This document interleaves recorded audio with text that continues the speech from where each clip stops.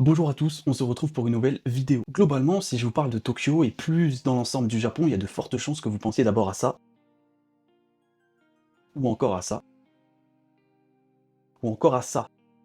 Mais si vous pensez à ça, c'est que vraiment vous êtes des gars malsains, donc arrêtez tout de suite de penser à ça. Globalement, ce qui fascine avec le Japon, c'est vraiment lorsque vous baladez sur Tokyo, il y a énormément de buildings, il y a vraiment un aspect ultra moderne, voire limite futuriste, qui peut, sur certains points, vraiment concurrencer les États-Unis, New York, Los Angeles, etc. Et ce qui fascine tout autant, c'est qu'il suffit que vous preniez une voiture ou même le train, vous partez à une cinquantaine de kilomètres de Tokyo ou des grandes villes comme Osaka ou Sapporo, pour vraiment vous retrouver dans la nature, dans les montagnes, avec des temples et des maisons. Vraiment, on a l'impression qu'on est encore au XVIIIe siècle. Et ce qui fascine tout autant, c'est que vraiment ces deux mondes cohabitent d'une manière quasi parfaite. Le Japon, ils ont vraiment réussi à garder cet aspect ancestral, notamment lorsqu'on visite des temples ou sur certaines cérémonies, tout en alliant vraiment ce côté ultra moderne, futuriste. On a vraiment l'impression d'avoir fait un bond de 100 ans entre les deux mondes, et pourtant ça cohabite dans un rayon de 100 km. Le but de cette vidéo, c'est surtout de comprendre ce qui s'est passé, comment on a pu passer vraiment d'un monde à l'autre, et surtout comprendre ce qu'on appelle aujourd'hui le miracle économique japonais. Vous en doutez bien, on n'est pas passé des maisons vraiment à l'ancienne comme dans Ghibli, à un monde ultra futuriste comme dans Cyberpunk, en un claquement de doigts, c'est pas possible. Il s'est forcément passé quelque chose, surtout avec le siècle dernier qui a été peut-être l'un des siècles les plus agités qu'on ait jamais connus. Le but, c'est de comprendre ce qui s'est passé, comment le Japon a réussi à faire sa reconstruction et dans quel état il est aujourd'hui. On va essayer vraiment de faire ça de la manière la plus explicative et informative possible pour essayer de comprendre certains points du Japon. Ça va faire maintenant quelques mois que je suis au Japon, je partage toutes mes aventures de la manière la plus transparente possible, tout en restant moi-même via des vlogs ou via des vidéos un petit peu explicatives comme celle-ci pour vraiment comprendre ce qui se passe dans ce pays. Sur ce, l'intro est terminée, on passe tout de suite à la vidéo. C'est parti. Globalement, pour comprendre vraiment ce qui s'est passé dans cette vidéo, on va la diviser en 3 points, enfin en 4 points, mais vraiment 3 gros points majeurs. On va vraiment essayer de comprendre ce qui s'est passé avant la Seconde Guerre mondiale, pendant la Seconde Guerre mondiale et toute cette époque-là, et après, à partir des années 70-80. Parce que vous allez vite voir et vite comprendre qu'on est passé d'un monde à l'autre en espace de moins d'une vingtaine d'années. Là où certains pays, ils ont vraiment mis peut-être 50 ans, voire un siècle, à se construire dans la durée et vraiment avoir une transition logique, le Japon est vraiment passé en moins d'un siècle d'un pays entièrement fermé, complètement fermé sur le monde, à peut-être l'un des pays les plus ouverts et les plus futuristes et les plus novateurs sur tout ce qui est technologie et invention type jeux vidéo, musique, etc. Donc dans un premier temps, on va vraiment essayer de comprendre ce qui s'est passé avant la Seconde Guerre mondiale, avant que le Japon rentre dans son ère moderne. Pour ça, on va se téléporter dans le passé. On est vraiment en 1850, voire même en 1853 si on veut vraiment être précis. Globalement, tout ce qui s'est passé avant, donc avant on va dire 1850, le Japon était un pays fermé. Vraiment, ils avaient aucune ouverture sur le monde extérieur. Là où vraiment le reste du monde, notamment la Chine, l'Inde, l'Europe et l'Amérique, faisaient énormément de commerce, parfois pas les bons commerces, mais ils faisaient du commerce, le Japon était entièrement fermé et vivait avec sa propre culture, ses propres ressources, et vraiment sur... Ils n'allaient pas chercher ailleurs.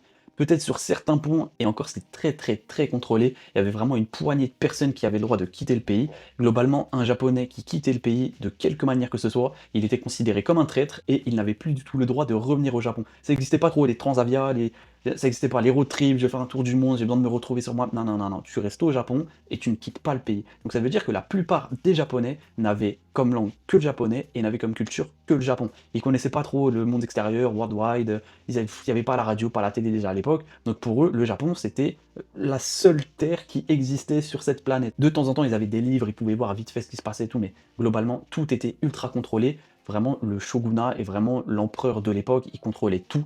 C'était comme la Corée du Nord, mais en pire. Parce qu'encore la Corée du Nord, il y a des cerveaux qui circulent, mais certains Nord-Coréens pouvaient voir quelques images via la télé, machin, même si c'est très contrôlé évidemment. Là, le Japon, ils n'avaient pas ce luxe-là, donc vraiment, faut vraiment voir ça comme une prime.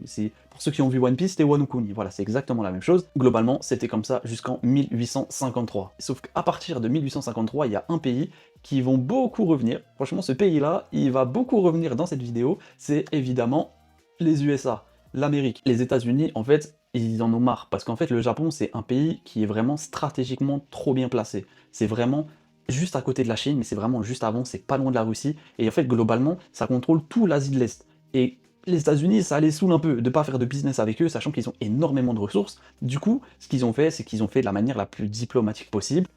C'est faux, ils sont arrivés sur la baie de Yokohama, le commandant Matthew Perry, il est arrivé avec des navires de guerre, canon, et il a dit c'est simple, soit vous acceptez de collaborer avec nous, soit on rase le pays. C'est aussi simple que ça, et évidemment, le Japon à ce moment-là était énormément en retard sur tout ce qui était armes, les États-Unis étaient comme toujours à la pointe de la technologie, Et bah, ils n'ont pas eu le choix, et le commandant Matthew Perry a été le premier américain à officiellement débarquer au Japon pour faire du business et des échanges. Tout ça, ça s'est passé dans la baie de Tokyo, à Yokohama pour être plus précis. Et du coup, Yokohama, qui était un petit village de pêcheurs où vraiment, c'était vraiment à l'ancienne, et bah du jour au lendemain, enfin en quelques années, mais du jour au lendemain, ils se sont retrouvés à voir des journaux en anglais, des alcools importés de l'étranger, des produits étrangers, la viande, et même à faire des échanges. Eux, ils avaient vraiment un savoir-faire au niveau du riz et du poisson qui a commencé à s'exporter à l'international aux États-Unis et par extension en Europe, mais vraiment, à partir de 1853, le Japon s'ouvre au monde. Et à partir de là, bah, en fait, le Japon, ils se rendent compte qu'ils ont un énorme retard sur tout ce qui est transport, aviation, armée, et globalement, tout ce qui est technologie, en tout cas à l'époque. Ils se rendent compte qu'ils ont un retard de fou. Pendant des années, c'était fermé, ils ne voyaient que eux, et leur système marchait très bien, je vois pas pourquoi on va changer.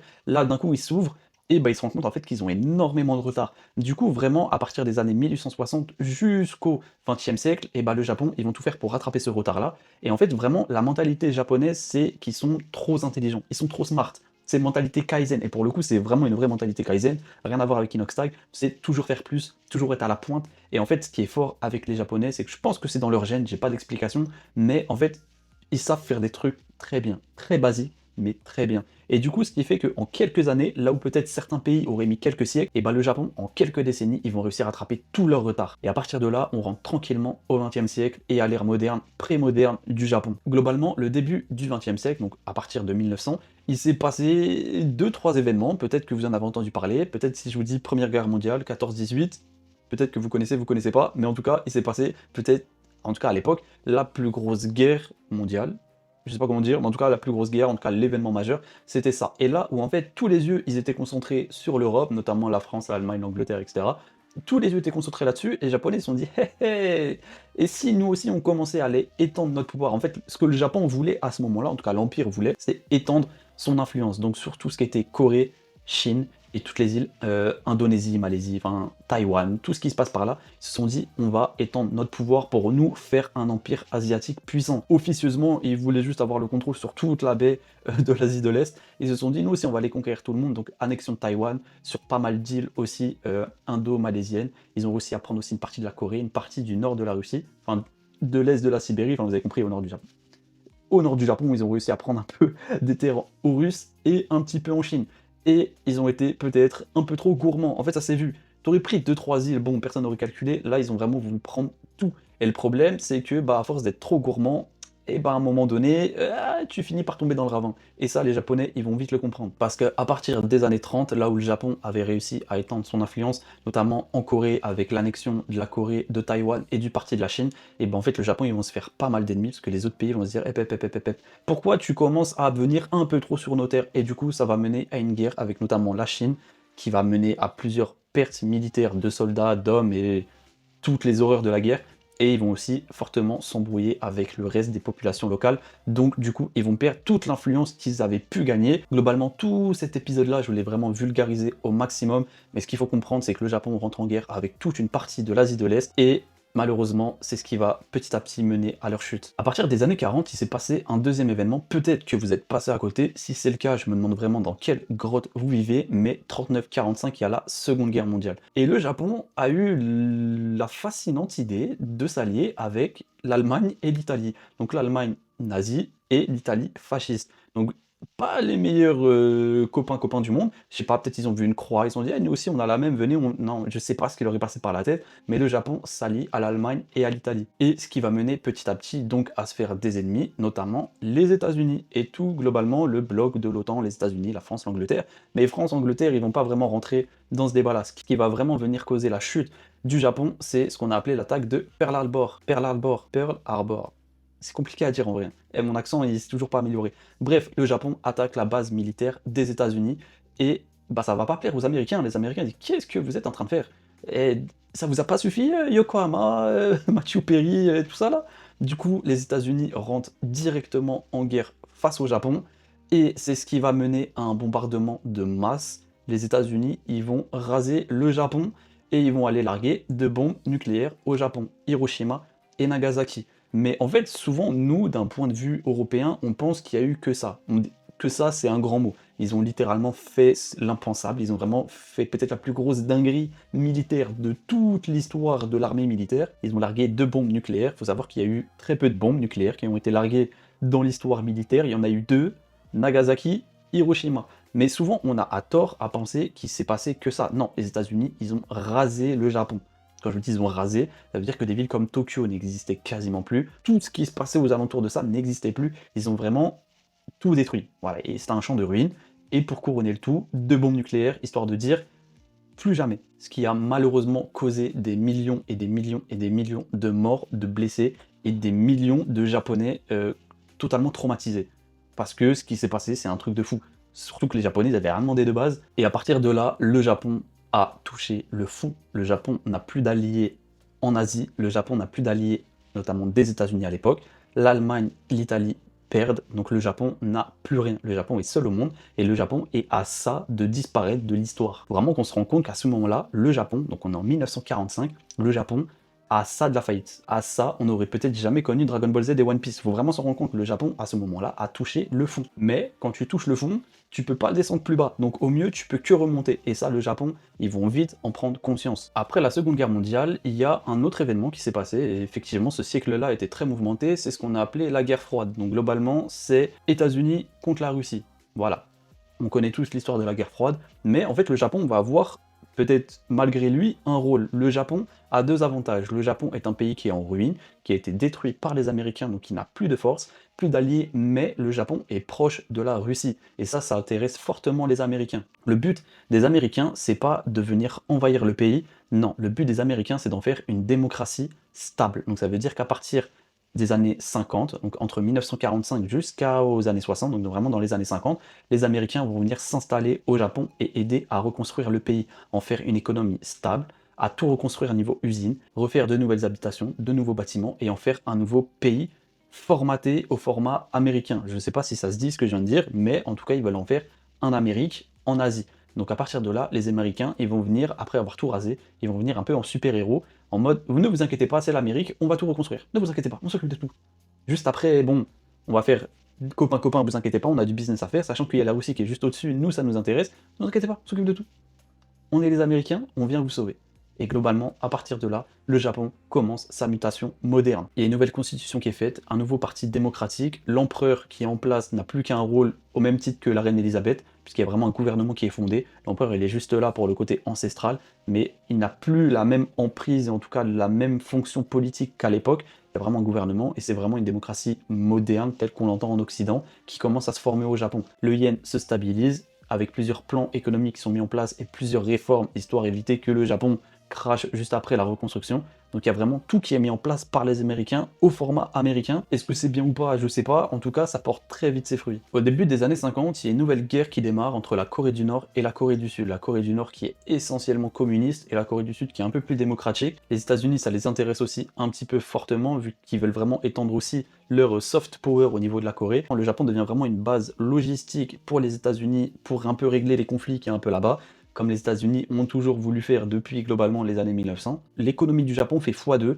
d'une manière très brutale, avec l'apport et l'aide, le soutien des Américains, mais globalement, le Japon fait fiouf là-haut dans les étoiles. Il y a une industrie très rapide qui est créée au Japon, notamment dans l'automobile et dans l'industrie de pointe. Dans l'automobile, essentiellement, on connaît les Toyota et les Kawasaki au niveau des motos, qui sont vraiment les 2 grosses puissances automobiles, en tout cas mécaniques à ce niveau-là. Le Japon va aussi essentiellement devenir une base et une puissance majeure au niveau de l'électronique, via notamment Sony. Il faut vraiment se dire que Sony, il contrôlait tout au niveau électronique et informatique à ce moment-là. Vraiment, c'est tout ce qui est Walkman, puis ensuite les télés, puis ensuite les radios, puis ensuite tout ce qui est musique. Et dans le cinéma, vraiment, Sony, c'est vraiment une base. Puis après, PlayStation, enfin bref, ils contrôlent tout, Sony, au niveau du Japon à ce niveau-là. Et après, il y aura d'autres bases qui vont petit à petit venir se rajouter et copier un peu le système de Sony, de Toyota, de Kawasaki, etc. Et ce qui vont faire vraiment un système majeur. Globalement, le Japon devient le cerveau de l'Asie. Le Japon, avec des méthodes de travail très discutables, mais deviennent vraiment le cerveau de l'Asie.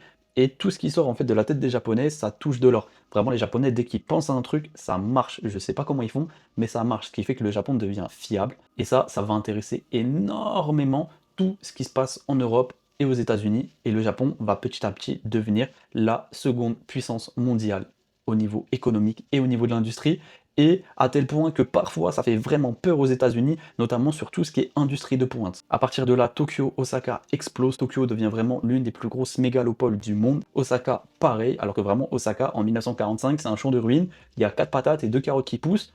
Et sachant que Hiroshima, c'est pas très loin, c'est possible que ça soit un petit peu nucléaire. À partir des années 60, Osaka devient l'une des villes les plus importantes au niveau de l'import-export au Japon, après Yokohama. Et à partir des années 70, donc entre 70 et les années 90, le Japon atteint son sommet. Le Japon connaît ce qu'on appelle aujourd'hui le miracle de l'économie japonaise. Dans l'automobile, Toyota, Kawasaki rafle tout, que ce soit au niveau de la construction des moteurs, des courses automobiles. Toyota devient vraiment une marque de pointe dans toute l'Asie et énormément de modèles en Asie et même en Europe sont copiés de Toyota. Kawasaki, au niveau des motos, à l'heure aujourd'hui, c'est vraiment une dinguerie. Il faut savoir que même d'autres industries viennent se rajouter derrière. Des entreprises comme Motorola, comme Sony, comme Nintendo dans les jeux vidéo, comme Sega, comme Capcom. Il faut savoir que Nintendo, encore aujourd'hui, c'est top 1 jeux vidéo. Sony, donc PlayStation, c'est top 2. Dans le cinéma, Sony contrôle tout. Sony, c'est Spider-Man, toute l'industrie du cinéma qu'on connaît derrière. Sony, dans la musique, et même encore en France, c'est l'un des labels les plus puissants au niveau de la musique. Des entreprises comme Panasonic, comme Honda, et d'autres entreprises que nous, on connaît moins en Europe, mais qui sont extrêmement répandues au Japon, dans l'Asie et aux États-Unis, et même dans l'industrie de pointe, où on va pas se mentir, mais moi j'y connais rien, c'est des trucs vraiment de niche, et bah tout est fait au Japon. Faut vraiment comprendre que, électroniquement parlant, dans les années 80, le Japon, c'est quasiment la moitié sort des usines et des cerveaux japonais. Vraiment, le Japon devient vraiment une base tournante au niveau électronique, informatique et économique, évidemment. Sauf qu'à un moment donné, quand tu touches un peu trop le soleil, et bah tu peux que redescendre. Et malheureusement, le Japon va connaître ça dans les années 90, là où vraiment dans les années 70-80, le Japon était au sommet de leur art. À partir des années 90, le déclin, il va être brutal. Vraiment, le Japon est monté comme ça, ils sont redescendus comme ça, en flèche. Avant même qu'on puisse voir ce qui se passe, il y a eu une explosion de la bulle spéculative, là où tout le monde plaçait des espoirs au Japon, bah petit à petit, ça va perdre un petit peu de la lueur, et à partir des années 90, le Japon va arrêter de grimper en flèche, va chuter. Aujourd'hui, ils ont réussi à se relever, évidemment, mais ça n'a plus la même aura, et c'est plus la même golden hour que dans les années 70-80. Et petit à petit, le Japon va devenir, ça reste toujours une puissance globale, mais va commencer à se stabiliser, et va arrêter de grimper en flèche. Là où ils avaient pu toucher les étoiles, maintenant ils touchent des trucs. C'est le plus important, mais petit à petit le Japon va perdre de sa lueur. Et aujourd'hui, maintenant, où en est le Japon? Est-ce que le Japon est au bord de la faillite? Est-ce que le Japon est au bord de la crise? Est-ce que le Japon va mal? Est-ce que le Japon est incroyable? Et ben en fait, c'est un peu de tout, c'est bizarre à expliquer. De manière globale, pour vraiment vulgariser et essayer de comprendre la chose, il faut savoir que dans les années 70-80, le Japon, en fait, tout était merveilleux. Donc, les Japonais travaillaient un petit peu moins, mais travaillaient plus efficacement. Donc, ils avaient plus de temps pour leur famille. Donc, il y a eu énormément de naissances dans les années 70-80. Malheureusement, à partir des années 90 et début 2000, et bah, la tendance, elle a un petit peu tendance à s'inverser. Et moi, ça, je le vois au quotidien. Il faut savoir que les Japonais travaillent énormément. Et en fait, petit à petit, ils passent moins de temps en famille, se marient moins, font moins d'enfants. Et donc, bah, moins d'enfants dit moins de nouveaux travailleurs. Qui dit vieillissement de la population, dit bah, à un moment donné, il n'y aura plus de travailleurs. Hein, parce que les vieux, ils vont décéder à un moment ou à un autre. Donc, ce qui fait que le Japon est dans une espèce de rephase de... Il se pose plein de questions. Parce qu'en fait, là où le système du travail était très efficace dans les années 80-90, et ben en fait, ils se rendent compte que maintenant, non. Rien qu'à voir en France. En France, 35 heures, c'est parfait. Et des fois, quand ton patron il te demande de travailler un peu plus, ah, t'es ric-rac. Et ben en fait, au Japon, ils n'arrivent pas à dire non. Donc ça veut dire qu'il y a énormément de Japonais qui font des 45 heures semaine, minimum, voire 50 heures semaine.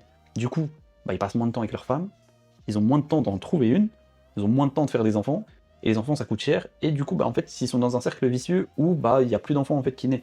Et ça, en fait, ça se voit très vite, parce que dans les écoles, moi j'ai parlé avec beaucoup de parents et beaucoup de professeurs, et ben en fait, il y a moins d'enfants que dans les années 2000 ou 90. Du coup, ils sont un peu dans un cercle vicieux.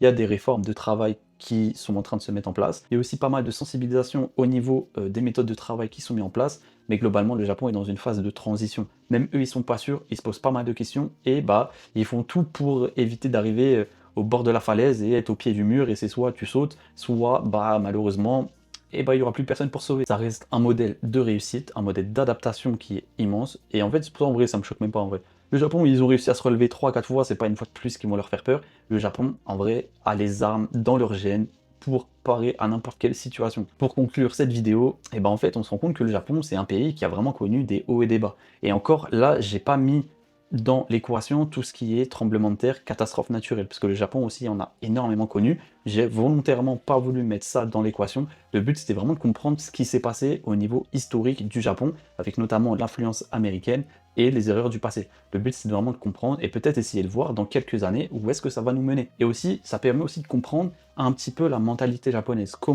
Pourquoi les Japonais réagissent de telle manière ou de telle manière. Et souvent, comme on peut le voir, c'est lié à un historique qui est très fort. Et en fait, le but, c'est essayer de comprendre aussi comment le Japon est passé d'un modèle qui est très rural à un modèle futuriste, et pas voir uniquement le Japon comme des temples ou comme des mangas ou des gens bizarres qui se déguisent dans la rue. Le but, c'est vraiment de comprendre ce qui s'est passé, le pourquoi du comment, et voir à l'avenir où est-ce que le Japon va finir. Et voilà, c'est déjà la fin de cette vidéo, j'espère qu'elle vous aura plu. Ça fait un petit moment que j'ai envie de traiter de ce sujet, je me suis dit c'est le bon moment d'en parler, vu que ça fait quelques temps que je vis sur Tokyo, et du coup ce côté ultra moderne et futuriste, mais en fait je le côtoie au quotidien, donc du coup ça m'a fait vraiment plaisir de faire toutes ces recherches-là et de comprendre un petit peu mieux certaines choses. J'espère que cette vidéo vous aura plu, n'hésitez pas à liker et à vous abonner pour pouvoir donner de la force à mon projet, à cette chaîne, et donner de la force à cette vidéo. On se retrouve très vite pour de prochaines vidéos et de nouvelles aventures. C'était Anis pour vous servir, on se retrouve très vite.